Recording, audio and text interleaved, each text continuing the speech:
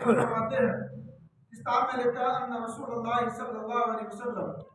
کان یصلی فی رمضان 20 رکعۃ والوتر،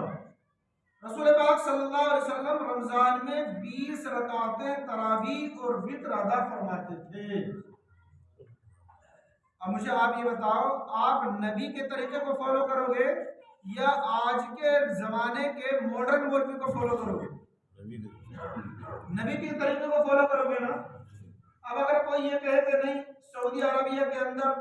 تو 8 رکعت تراویح ہوتی ہے، تو آج اگر سعودیہ کے اندر 8 رکعت تراویح وہاں کے آج کے مولویوں نے اگر پڑھنا شروع کر دیا ہے تو ان کے کرنے کی بنیاد پر 1400 سال پہلے کا طریقہ ختم نہیں ہو جائے گا، بلکہ حدیث میں تو اللہ کے نبی صلی اللہ علیہ وسلم کا ذکر ہے کہ کتنی رکعت نماز تراویح پڑھتے تھے؟ 20 رکعت۔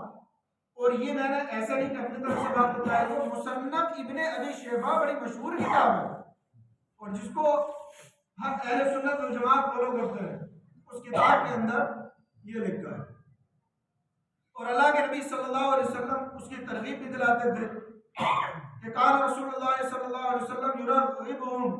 فی قیام رمضان، اللہ کے نبی صلی اللہ علیہ وسلم صحابہ اکرام کو قیام رمضان کی ترغیب دلاتے تھے، یعنی رمضان المبارک میں قیام کی ترغیب دلاتے تھے۔ ایسے ہی ایک اور حدیث پاک مسلم شریف کی جلد اول ہے، صفحہ 523 ہے، حضرت ابو ہریرہ رضی اللہ تعالیٰ عنہ سے روایت ہے، اللہ کے نبی صلی اللہ علیہ وسلم نے ارشاد فرمایا من قام رمضان ایمانا و احتسابا غفر له ما تقدم من ذنبه، جو رمضان کے مہینے میں قیام کرے ایمان کی وجہ سے اور ثواب طلب کرنے کے لیے، اللہ رب العزت اس کے اگلے سب گناہ معاف فرما دیتا ہے۔ اور ایک حدیث پاک میں وما تقدمہ کا ذکر لفظ بھی ذکر ہے، یعنی اللہ رب العزت اس کے اگلے اور پچھلے تمام گناہوں کو معاف فرما دیتا ہے۔ اب آپ خود اندازہ لگائیے، اگر کوئی رمضان میں 20 رکعت تراویح کی نماز ادا کر رہا ہے، قیام کر رہا ہے، کھڑے ہو کر کے سن رہا ہے اور پورا قرآن اس نے رمضان میں سن لیا اور اللہ رب العزت کی بارگاہ میں وہ قبول ہو گیا، تو اللہ رب العزت اس بندہ مومن کے تمام گناہوں کو معاف فرما دیتا ہے۔ اور جو تراویح سے روک رہا ہے وہ 12 رکعت تراویح سے روکا نہیں روکا، اگر کسی کی بات کسی کے دماغ میں اثر کر گئی، چلو ٹھیک ہے کام کاج کا وقت ہوتا 8 پڑھ کے ہی کام چلا لیں، تو 12 رکعت کتنے سجدوں میں 12 رکعت اتنے سجدوں سے محروم ہوا، وہ کتنے قرآن کی تلاوت سنتا اس سے محروم ہوا۔ اس لیے 20 رکعت تراویح جو اہل سنت والجماعت کا شعار ہے اسی کو فالو کرنا چاہیے۔ ایسے ہی اللہ کے نبی صلی اللہ تعالیٰ علیہ وسلم کے زمانے میں تراویح کی نماز تنہا ہوتی تھی،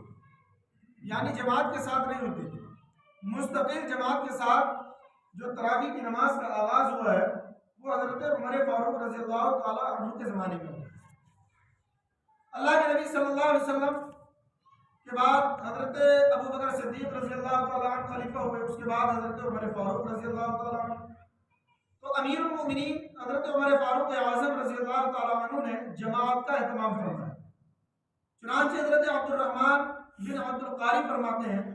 خرجت مع عمر بن الخطاب رضی اللہ عنہ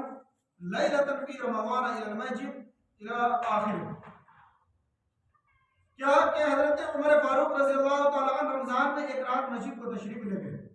اور لوگوں کو تنہا طور پر نماز پڑھتے پایا کہ کوئی تنہا پڑھ رہا ہے، کسی کے ساتھ کچھ لوگ پڑھ رہے ہیں، تو حضرت عمر فاروق نے فرمایا میں مناسب جانتا ہوں کہ ان سب کو ایک امام کے ساتھ جمع کر دو تو بہتر ہو۔ پھر آپ رضی اللہ تعالیٰ عنہ نے اس کا عزم فرمایا، ارادہ فرمایا اور سب کو ایک امام ابی ابن کعب رضی اللہ تعالیٰ عنہ کے ساتھ اکٹھا کر دیا۔ پھر دوسرے دن تشریف لے گئے، ملاحظہ فرمایا کہ لوگ اپنے امام کے پیچھے نماز پڑھتے ہیں، تو آپ نے فرمایا نعمت البدعۃ ہذہ، یہ اچھی بدعت ہے، یعنی حضرت عمر فاروق رضی اللہ تعالیٰ عنہ نے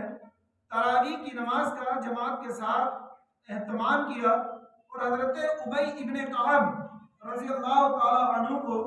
تراویح کی نماز کے لیے امام مقرر فرمایا تو یہ حضور کے زمانے میں تو مستقل نہیں ہوتی تھی، تو بعد کے زمانے کا کوئی کہنے لگتا ہے تو بدعت ہے. جیسا کہ آج ہر کوئی آپ دیکھو تو کوئی بھی نکلتا ہے اور ہر ایک کام کو بدعت کہنا شروع کر دیتا ہے، حالانکہ وہ جانتے نہیں کہ بدعت کی ڈیفینیشن کیا ہے، بدعت کتنی طرح کی ہوتی ہے، کون سی بدعت گمراہی کی طرف لے کے جاتی ہے اور کون سی بدعت جو ہے وہ اچھی ہے، کون سی بدعت جو ہے اچھائی کی طرف لے کر کے جاتی ہے. تو حضرت عمر فاروق رضی اللہ تعالی عنہ نے بھی تراویح کی جماعت کا اہتمام کیا مستقل، اور حضرت ابی ابن کعب جو صحابی رسول تھے ان کو امام مقرر فرمایا. تو آپ نے بعد میں ارشاد فرمایا جب جماعت سے نماز ہو رہی تھی کہ نعمت البدعۃ ہذہ، کہ یہ کیا ہی اچھی بدعت ہے. اس لیے دین میں اچھے کام کی شروعات کرنا یہ غلط نہیں ہے، بلکہ حضرت عمر فاروق رضی اللہ تعالی عنہ کی سنت ہے.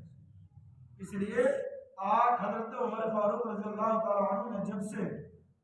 مستقل تراویح کی نماز جماعت کے ساتھ شروع کی تب سے لے کر اب تک، اتنا زمانہ گزر گیا 1450 سال کا، اب تک جو ہے وہ جماعت کے ساتھ تراویح کی نماز ہوتی چلی آ رہی ہے. اور اہل سنت والجماعت اس لیے کہتے ہیں کہ آج کل کے نئے مولویوں کے طریقے پر نہیں، بلکہ اہل سنت والجماعت صحابہ اکرام رضی اللہ تعالی عنہ اجمعین کے طریقے پر. اور یہی جواب ہو گیا اس سوال کا جو ہمارے ایک بھائی نے سوال کیا تھا کہ تراویح پڑھنے کا کیا حکم ہے، مرد و عورت دونوں کے لیے بیان فرمائے. تو وہ پورا مسئلہ میں نے آپ حضرات کو قرآن و حدیث کی روشنی میں بیان کر دیا ہے. اللہ تعالیٰ ہم سب کو